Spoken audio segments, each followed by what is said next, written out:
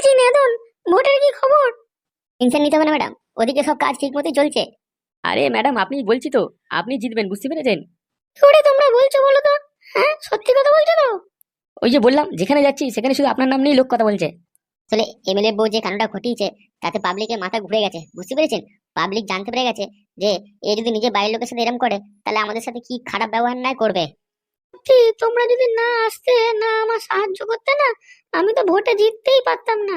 MLA চিন্তা আমরা তো দূরে চলে যাক।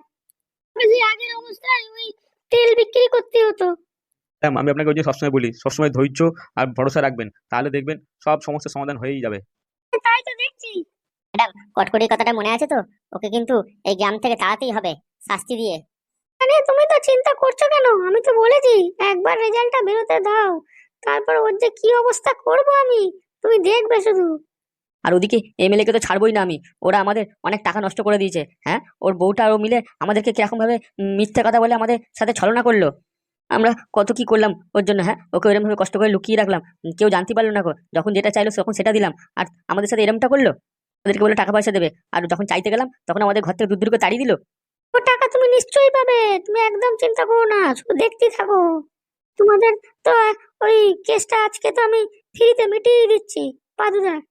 সত্যি ম্যাডাম, আপনি না থাকলে আমাদের যে কি হতো আমরা নিজে যাও জানি না। আমার বাবা কাকারা চারধারে সব ঘুরে ঘুরে বেড়াচ্ছে, কি করবে, কি করে এই কেসটা মেটাবে, কিছুই রাস্তা খুঁজে পাচ্ছিল না। আপনি এলেন, আমাদের সুরাহা হলো।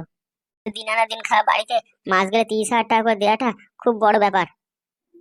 এরকম ভাবে প্রত্যেক মাসে যদি আবার টাকা দিতে হয়, তাহলে আমাদের বাঁচবো কি করে আমরা? আর পায়ে ধরছি ম্যাডাম, আপনি নিশ্চয়ই কিছু করুন একটা। তুমি চিন্তা করো না, আমি তো বলেছি ওর ব্যবস্থা সালিসি আজকেই করব।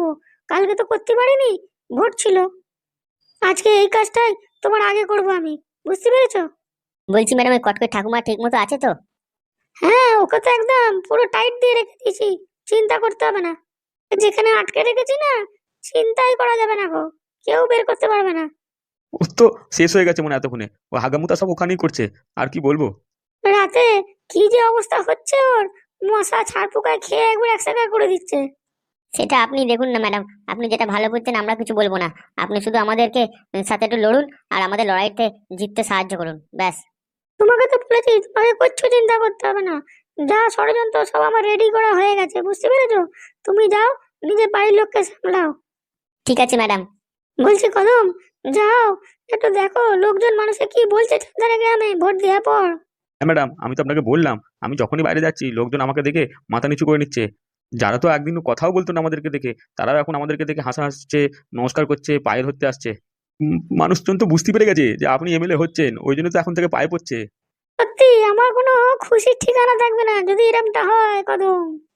বলছি বাবা, তোমাদের কি লাগবে বলো, তোমরা তো কিছুই বলছো না। এলে আমাদের তো কিছু লাগতো না, আমরা যে দায়িত্বগুলো নিয়েছিলাম সেগুলো তো পূরণ করে দিচ্ছি, ব্যাস তাহলেই হতো। কিন্তু কিন্তু কি বলো, বলছো না কেন? আরে তোমাদের পাদুদার ঝামেলা তাই মিটিয়ে দিচ্ছি, আর কি করতে হবে বলো? হ্যাঁ, পাদু আজকে আসছে তো? কখন আসছে?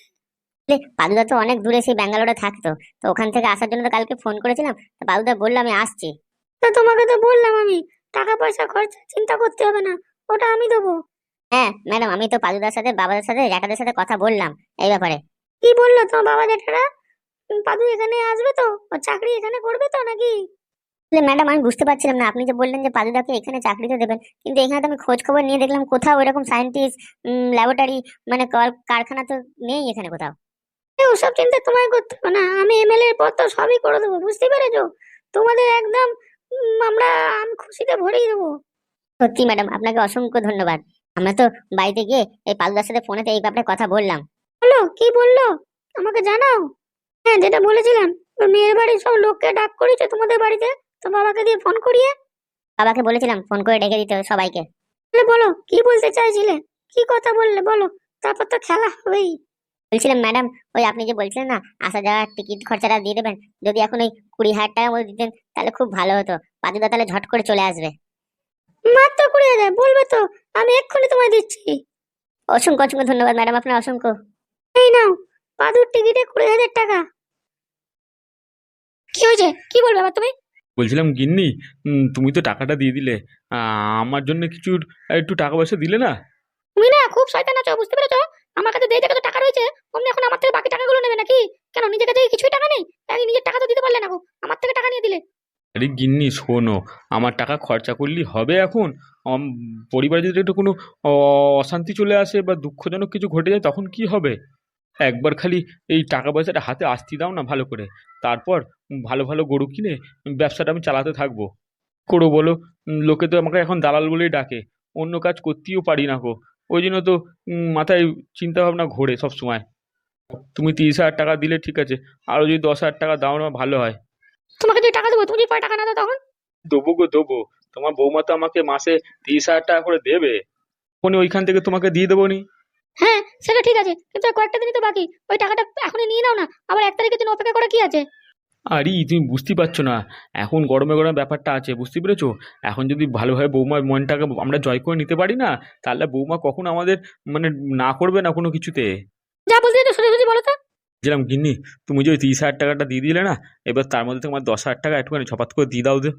বলছে আমার কাছে টাকা নেই আর কোনো, আর তোমাকে কেন দিতে দেবো শুধু শুধু? এই দাও না, পরে তোমার জন্য একটা ভালো রকম সুন্দর দেখে একটা হার তৈরি করে দেবো আমি ওই। ওসব মিথ্যা কথা তুমি এখন বলো না, বুঝতে পেরেছো? 2 দিন পর তোমার তো অবস্থা টাইট হবে, তখন আমি নিজেই বানিয়ে নেবো। গিন্নি তুমি এরকম কথাবার্তা বলো কেন সবসময়? তো কি, হ্যাঁ, কবে থেকে তো বলছি একটা জিনিস আমাকে করে দাও করে দাও, সেটা করে দিচ্ছ? দিচ্ছ না, সারাক্ষণ শুধু টাকা চাই টাকা চাই টাকা চাই করে যাচ্ছ। তাহলে তুমি আমার জন্য মঙ্গলসূত্র বানিয়ে দাওনি বলে তোমার আজ পর্যন্ত কোনো মঙ্গল হয়নি, সেটা কি তুমি জানো? ব্যবসাতেও উন্নতি হতো, বুঝতে পারলি? এটা কি ধরনের কথা বলছো তুমি? একটা হার বানালে আমার ব্যবসার কোনো উন্নতি হয় নাকি? হবে রে হবে, মঙ্গলসূত্রতে সবই হয়, বুঝতে পেরেছো? মঙ্গলসূত্রের শক্তি খুব বিশাল। সত্যি? এবার আমি তো লোকের কাছে ধার চাইতে যাব তোমার এই মঙ্গলসূত্র করার জন্য। দাঁড়াও, আগে যদি জানতাম তাহলে একদিনে কবে করে ফেলতাম। সোনার বানাতে হবে, সোনার, বুঝতে পেরেছো? প্লাস্টিকের উপর চলবে না। তুমি এখন 10,000 টাকাটা দাও, আমি তোমার 10,000 টাকাটা লাগাই। তারপর ওইখান থেকে বেশি করে টাকা জমিয়ে তোমার জন্য আমি ওই সামনের মাসে একটা ভালো দেখে মঙ্গলসূত্র তৈরি করে দিয়েই ছাড়বো। তুমি তো সবসময় বলছো করে দেবে, এখন অব্দি তো করে দিলে না।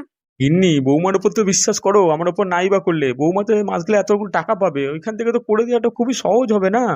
3-4 মাস টাকা জমালেই হয়ে যায়, বুঝতে পেরেছো? 1,00,000 টাকা। তো ওই 1,00,000 টাকার মধ্যে হবে কি হবে না বলো ওটা? হ্যাঁ ঠিক আছে, আমি দিচ্ছি, দাঁড়াও, তুমি এখানে দাঁড়িয়ে থাকো, আমি 10,000 টাকা এনে দিচ্ছি, যেখানে রেখেছি আমি ওখান থেকে। বলছি, গিন্নি, তাহলে তুমি যে টাকাটা দিচ্ছ না, আমি দেখি এই টাকাতে কোটা ছাগল কিনে নি, তারপর বিক্রি করে আর একটু ভালো টাকা পাবো। পোড়ামো, খালি নিজের ব্যবসাটাই বুঝে যাচ্ছ, আমার জন্য কি যে করছো বুঝতে পারছি না গো। গিন্নি, তোমাকে তো বলেছি ওই সুদ সমেত 50 টাকা ভরে আমি দিয়ে দেবো খনি। ও, তুমি বেশি মাথা গরম করো না, বুঝতে পেরেছো? ওই মঙ্গলসূত্র আর বৌমার জন্য এই টাকাগুলো তোমায় দিয়েছি, তুমি আর বেশি পেয়ে বসো না গো। তাহলে আমি ওই রকম মেয়েই ছিল না যে তোমাকে টাকা দেবো। তুমি একবারের জন্য আমাকে টাকা ফেরত দাওনি, কতবার টাকা নিয়েছো আমার থেকে? ঠিক আছে, তুমি 10,000 টাকাই দাও। ঠিক আছে, তুমি এখানে চুপ করে দাঁড়িয়ে থাকো, একদম পেছন পেছন আসবে না, আমি টাকা লুকিয়ে রেখেছি, ওখান থেকে দেবো। ঠিক আছে। সত্যি লজ্জা লাগে আমার। আমি তোমার বর, তুমি আমাকে কোথায় বিশ্বাস করে টাকা দেবে তা না, বৌমার কথা বিশ্বাস করে আমার টাকা দিচ্ছ। ব্রো, শুনে রাখ, তোকে আগেও বলেছি, আমার থেকে টাকাগুলো নিয়ে যাচ্ছিস, যদি টাকা ফেরত না পেয়েছি না, তোর অবস্থা আমি টাইট করে দেবো একবারে।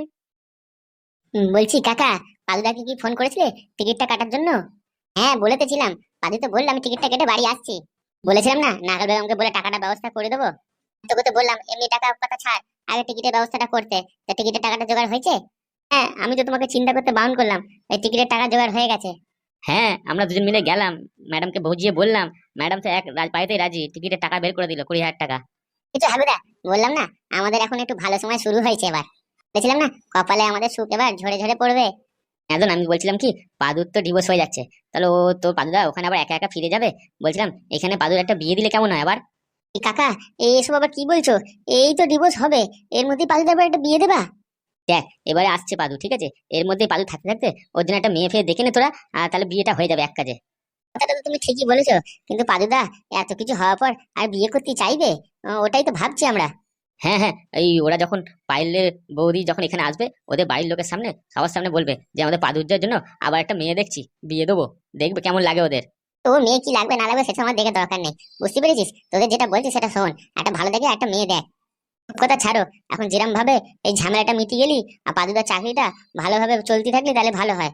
ওসব বিয়ে ফিয়ে কথা পরে চিন্তা করো। কিছু সব ঠিক আছে, কিন্তু এই টাকা পয়সার ব্যাপারটা নিয়ে কি করা যায় বলতে নাদন, ওটা নিয়ে কি কিছু নাখল সাথে কথা বলেছিস? নাখল কিন্তু কথা দিয়েছে, বলছিলিস যদি কাজটা এরকম করতে পারে তাহলে কিন্তু আমাদের খুব ভালো হয়। আমি তো নাকাল বেগমকে বলেছি, নাকাল বেগম ম্যাডাম নিজে মুখে কথা দিয়েছে ও টাকা পয়সার ব্যাপার ঝামেলাটা মিটিয়ে দেবে, বুঝতে পেরেছো? আমাদের একটু কাজ মাঝে ব্যবস্থা করে দিতে বলিস নাখল বেগম ম্যাডামকে, এমএলএ হয়ে যাওয়ার পর। হ্যাঁ, সারাদিনে ঘরে বসেই থাকি, আর ভাল লাগে না, শরীরে যেমন কেন জং খেয়ে গেছে। একটু কাজ মাজ করতে পারলি তাহলে ভালো হয়, দুটো পয়সা ইনকাম হবে। চাকরি কি কাজ করবে তোমরা এই বয়সে? এই বয়সে বেশি খাটাখাটনি কাজ তো পারবো না। ওই স্কুলে একটু ঝাড়ু ফাড়ু মারা বা অফিসে একটু চা মা দিয়ে আসা এইসবের কাজ করলেই ভালো হয়। তো কত করে বলছি এসব লোকের কাজ না করে নিজেদের একটা ছোট ব্যবসা খুলতে, তারপর দেখছি টাকা পয়সা কিরম আসে। ওইসব কাজ করতে যেও না তোমরা, বুঝতে পেরেছো? নাহলে পাদুদার একটু সম্মানে ক্ষতি হয়ে যাবে। বললো ছেলে এত ভালো চাকরি করে সায়েন্টিস্ট, আর বাবা জ্যাঠারা এইসব কাজ করে। যে ব্যবসা করাটা কি খারাপ? হ্যাঁ, ও তো ভালো কথা। কিন্তু ওই পাদুদা বলতেছে ঝাড়ু দেবে, পায়খানা পয়সা করবে, এইগুলো কি রকমের? তোকে তো বললাম আমি ওগুলো এমনি বলেছিলাম, আমি ওই রকম কাজ থরি করতে যাচ্ছি। হ্যাঁ, একটা অন্য রকমের কাজ, মানে উদাহরণ দিয়ে বলেছিলাম। কাজ তো ছিল কাকা, কিন্তু তুমি তো ভালো মতো ঠিক করে পড়াশোনাটাই করোনি। তাহলে কি করে কাজ দিই বলো তো তোমাকে ভালো ভালো? ছাড় চ, তোরা খেয়ে নিবি আয়, খিদে পেয়েছে, আমাদেরও খিদে পেয়েছে, তোরা একসাথে বসে খাবি চ চ। হ্যাঁ চলো। বাবা দেখি কিরকম রান্না করেছে। মার তো শরীরটা খারাপ, দেখি ভালো মতো রান্না হলেই হয়। তোর বাবা ভালোই রান্না পারে, বুঝতে পেরেছিস? তোর মায়ের থেকে যা শিখেছে না, ও শিখতে শিখতে ভালো রান্না পারে। তুই তো বললি কাকা তোমরাও শিখে নাও, বুঝতে পেরেছো? কাজে লাগবে। হয়েছে হয়েছে, চ, অনেক কথা বলেছিস। হ্যাঁ চলো। বলেন কি হয়েছে আবার? ছিলাম ওই ভিডিওটাতে তো আমাদের সেরকম কিছু অসুবিধা এখন অব্দি দেখছি না। আমি তো বলেছিলাম ওসব ভিডিও নিয়ে কিছু চিন্তা করবেন না। হ্যাঁ, তবে আমার একটু শান্তি হতো যদি ভিডিওটা ডিলিট করা যেত, তাহলে কোনো রকম চিন্তা থাকতো না। আসলে ম্যাডাম, আমি তো বলছি ওটা নিয়ে কোনো চাপ নেবেন না। তবে আপনি যদি বলেন তাহলে আমি দেখতে পারি। আমার তো পাদুদা রয়েছে, পাদুদাকে বললেই তো কাজ হয়ে যাবে, আবার চিন্তা কিসের? একবার শুধু ভোটের দিনটা চলে যাক, তারপর তো আর কোনো টেনশন নেই। আমাদের পাদুদা যে কাজটা করে না, সেটা একবারে সঠিক করে, বুঝতে পেরেছেন? বাবা মাথায় এইসব ভিডিও ফিডিও ঢোকে না কো, কি করে কে কোথা থেকে ছাড়ে, কে কোথা থেকে কি আটকায়, কিছুই বুঝতে পারি না। ওই যে বললাম, আপনি যদি সব বুঝেই যেতেন তাহলে তো আপনি ওখানে কাজের ওখানে বসে থাকতেন, এখানে কে দাঁড়িয়ে থাকতেন? আমাদের পাদুদা আধার কার্ডের নাম্বার দিয়ে তো মানুষকে খুঁজে বের করে ফেলে, বুঝতে পেরেছো? কোথাও যেতেও হয় না, আসতেও হয় না। আধার কার্ডের নাম্বার দিয়ে মানুষ কি করছে, হাগছে কি মুতছে কি ভাত খাচ্ছে কি করছে সবই তো দেখা যাচ্ছে। ওইসব ভিডিও ভিডিও জ্যাম করা ও ডিলিট করা কোনো ব্যাপার না। আর তোমাদের মাথায় যা বুদ্ধি আছে, তোমাদের বুদ্ধি কাজে লাগালে সবই হবে। হবে না তো কি, পাদু আমার বিজনেসে তেলেতে কত ইনকাম করিয়ে দিয়েছে, বাপরে বাপ, আমি সে ভুলতে পারি? ওই টাকা এখনো আমার কাছে রয়েছে। তাহলে ম্যাডাম আপনি তো ভয় খাচ্ছেন কেন? হ্যাঁ, আমরা তো আপনার পেছনে আছি, শুধু আপনার কথাটা মতো কাজ করতে থাকবেন ব্যাস। তবে হ্যাঁ হ্যাঁ, আমার সব মনে আছে, আমি যা যা বলেছি আমি তাই তাই করব।